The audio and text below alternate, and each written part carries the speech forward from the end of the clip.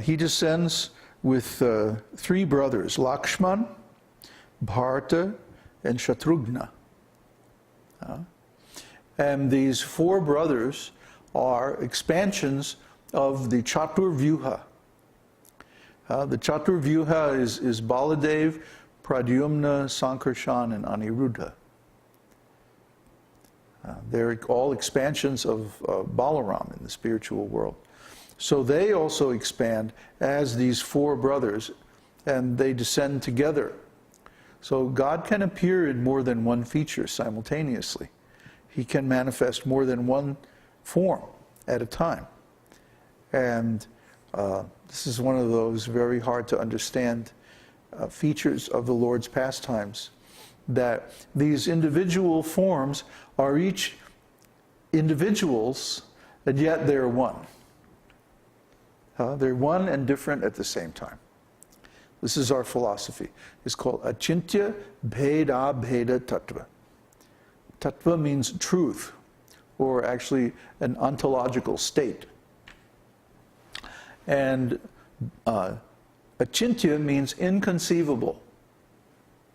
And Bheda Bheda means simultaneously one and different. So the different forms and expansions of the Lord, including the Lord's energies, are simultaneously one with Him and different from Him. Who can understand? Only the devotees who understand with their hearts. Because the mind is not big enough to comprehend all these things. We just know that we love Kṛṣṇa. Whatever form that Kṛṣṇa appears, we are very attracted to him because he's the supreme being. And he's the original object of love of all living entities.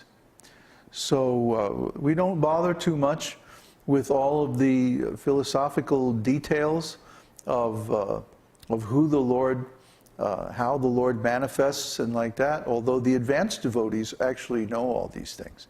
But in the beginning, the important thing is to develop the attitude of service toward the Lord and to dovetail all of our activities, all of our energies, all of our possessions and resources and so on in the Lord's service. And if we do that, then we'll automatically advance to the stage where we realize all these things. As stated in Bhagavad-gītā by the Lord himself, his birth, deeds, and activities are all transcendental. Similarly, the birth, deeds, and activities of the associates of the Lord are also transcendental.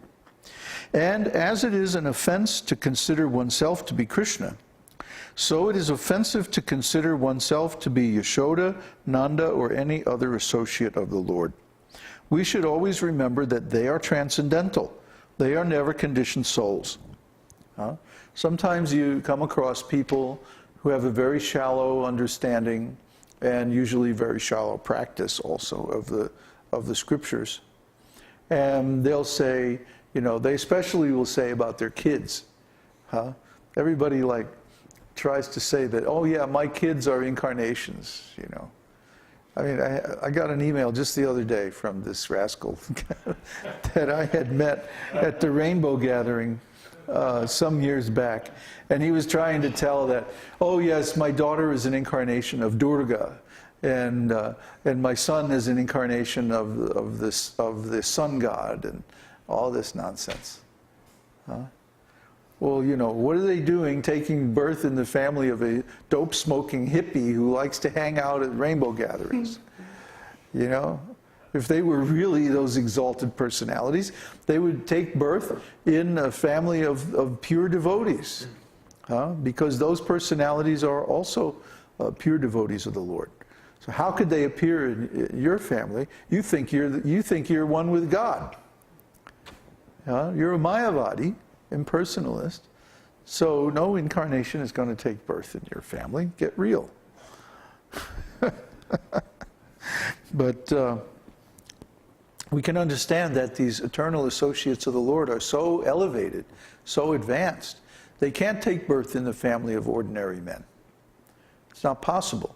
They have to enter this world by means of the garbhadhana samskara, which I've described many times. They don't enter simply by people, ordinary sexual intercourse. They only enter by taking birth in families of pure devotees who are performing the different processes of devotional service designed to bring in high-quality, advanced devotees into this world. So finally, it is described that Kṛṣṇa, the enemy of Kṛṣṇa, has 64 transcendental qualities, and all of the ever-liberated souls who accompany the Lord have the first 55 of those qualities without any doubt. Such devotees are related to the Supreme Personality of Godhead in any of 5 transcendental mellows, namely neutrality, servitorship, friendship, parenthood, and conjugal love. These relationships with the Lord are eternal, and therefore Nitya Siddha devotees do not have to strive to attain the perfectional stage by executing regulative devotional principles. They are eternally qualified to serve Kṛṣṇa. And the proof is that when these great souls take birth, they already display all of the qualities and symptoms of an elevated soul, even without performing the different rules and regulations of the scriptures. Of course, they still live according to these principles. They don't break the principles. But it is seen that they manifest the results of performing sadhana even without performing any sadhana. This is the symptom of a very highly advanced soul. So that concludes this chapter of Nectar of Devotion.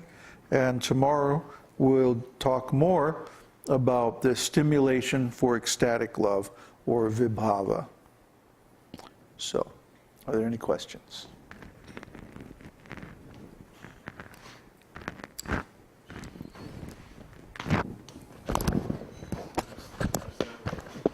Oh, good.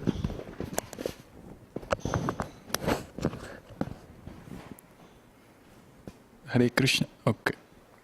There's one just general question before.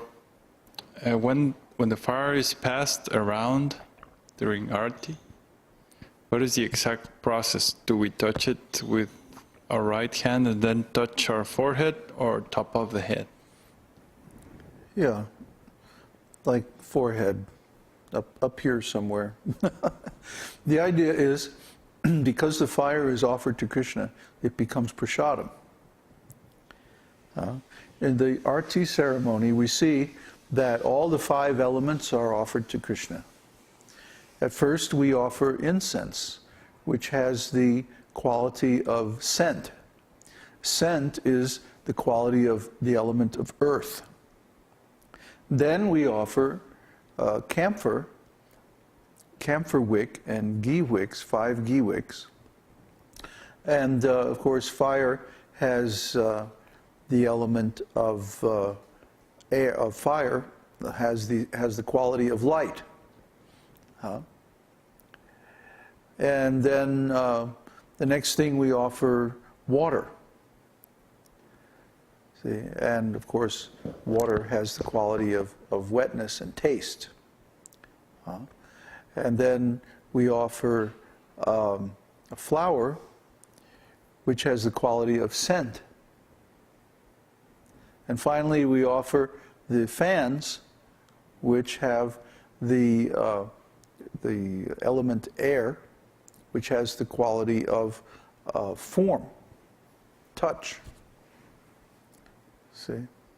So by offering these 5 sense objects, which have the five objects of the 5 senses, that way we affirm that the senses are to be used in the devotional service of Kṛṣṇa.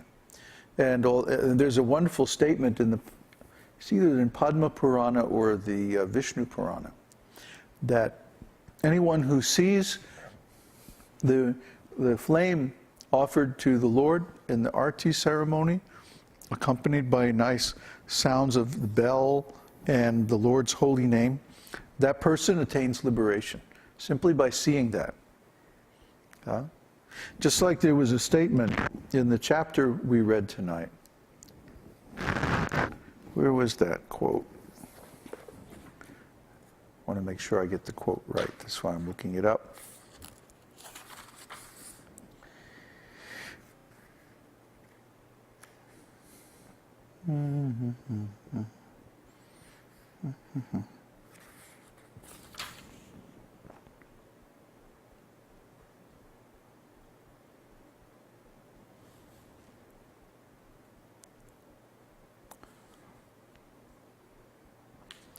Where is that?